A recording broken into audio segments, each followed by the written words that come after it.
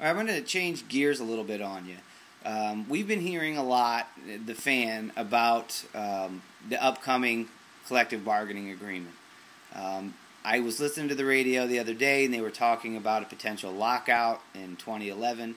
And from what I understand, and from what I've heard throughout players and people in the league, is that it really isn't player versus owner at this point. It's owner versus owner. And some of the profit sharing and some of the bigger market teams don't really want to put all their money in a pot and divide it evenly anymore. They want to keep a little bit of what they feel they make. Can you share a little bit as far as what you know and what we, the fan, can expect to see down the road? What's discouraging about this is you're absolutely right.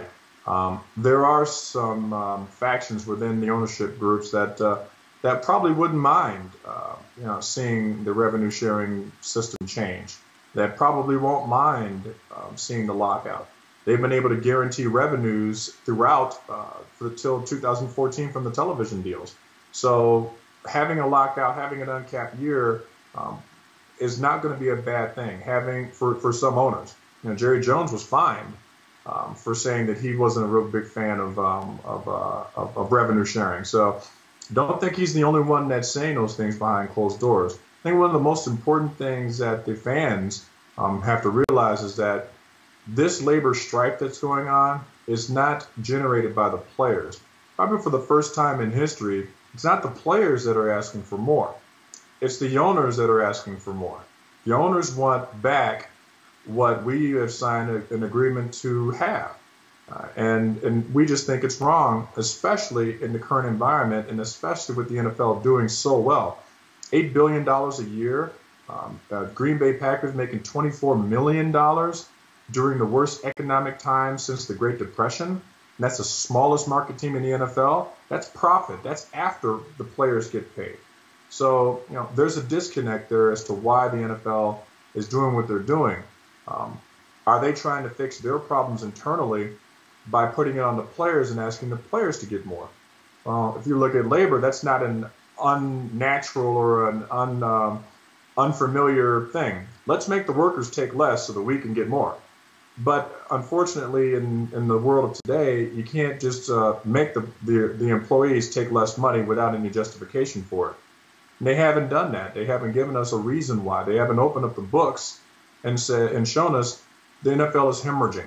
We're suffering, and we need you guys to take less so that the game can continue and that the fans will continue to be able to have a great time on Sunday, Thursdays, and Saturdays in some cases, and on Monday night. We haven't seen that, and until we see that, we honor a deal that we were signed to get. Well, it's interesting that you say that because the ratings just came out for the championship games. And, the NFC and the AFC championship games were up over 30%. So to have almost a third of every television in this country watching football, it should tell you that this sport has never been more popular. They are attracting fans all across the country, and people are watching games even if their team isn't in it anymore. They're still interested to see what's going to happen and who's going to go to the Super Bowl. So to your point, the league isn't hemorrhaging. So to get to a point where there is no football, do you agree that that's just bad for everyone? It's horrible for everyone. The people that are going to suffer the most, the fans that are watching. And you look at it even in a more of a micro economic point of view, you're looking at hundreds of thousands of workers in these stadiums all across the country that are going to suffer because they're going to be out of work.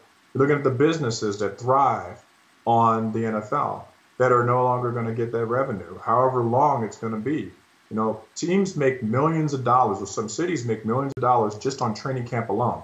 8 weeks or 6 weeks for some training camps in these college towns or in these small towns, and they're making millions of dollars. That's all going to go away. So the people that are going to suffer the most are the fans and the people that the NFL employ. And that's the sad part about it. How can you justify that? We haven't come out of this economic recession yet. So you're going to tell hundreds of thousands of people all across the country that we want more, so we're going to put you all at work and we're going to take it, and you're just going to have to deal with it. And that's just not right. It's not fair. Not without any explanation as to why. It will hurt the game, and it's our job as players to try to keep the game as pristine as possible. I love this game. I played it for 10 years. Guys that played it before me, I respect and love, and I serve them now.